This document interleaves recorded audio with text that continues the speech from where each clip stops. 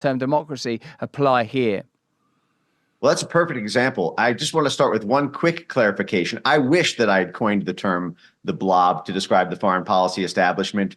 Unfortunately, that distinction goes to President Obama's Deputy National Security Advisor, Ben Rhodes, who used that term to describe the blob. And the blob loved the term so much that they now use that term lovingly to describe themselves. So right now on my X handle, you can I have a quote from Victoria Nuland's husband, since we're about to talk about Ukraine and a lot of the funny business going on over there. Victoria Nuland's husband is Robert Kagan. 1 week before the 2020 election, he wrote in Brookings a piece called "Respect the Blob."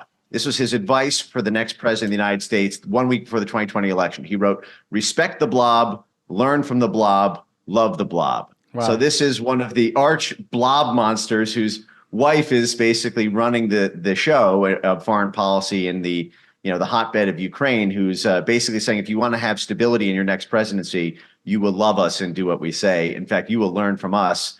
We are your master, not the other way around, which is really, I think, quite a profound insight that you can publish that publicly, and few will even bat an eye. But on the Ukraine situation, Ukraine has not had elections in 3 years. They banned elections a year and a half ago. They banned it again 6 months ago. It really is the archetypal example of democracy's redefinition from being a consensus of individuals to a consensus of institutions.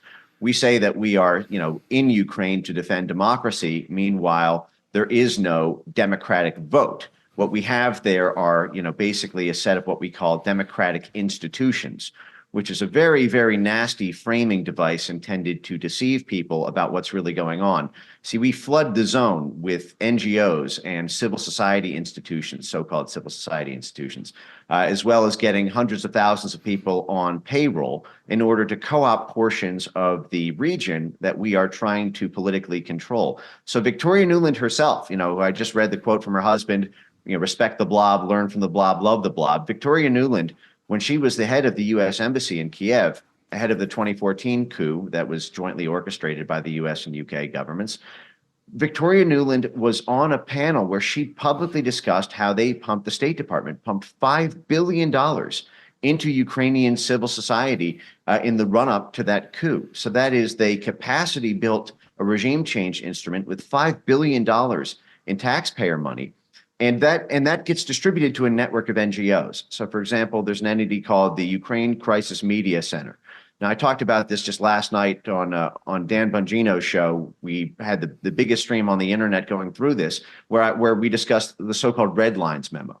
This was a memo by the democratic institutions of Ukraine. It was 60 or 70 undersigned civil society institutions who all got funding either directly from the U.S. State Department, USAID, or CIA cutouts like the National Endowment for Democracy, or through the George Soros networks, who's partnered with the State Department and NATO, where 1 week into Zelensky's election in 2019, they described all of the red lines that if he passed them in terms of policy in Ukraine, it would cause so-called political instability, meaning that they would overthrow his government. He would become as unstable as his predecessors were. And it was on security issues, financial issues, cultural issues, national identity issues. If they wanted to change the language laws and allow Russian as a speaking language back in the state, that these 70 plus State Department and UK Foreign Office funded NGO swarms would destabilize the country. But that's what they mean by democracy. They mean a consensus of those institutions, not the people who live in Ukraine.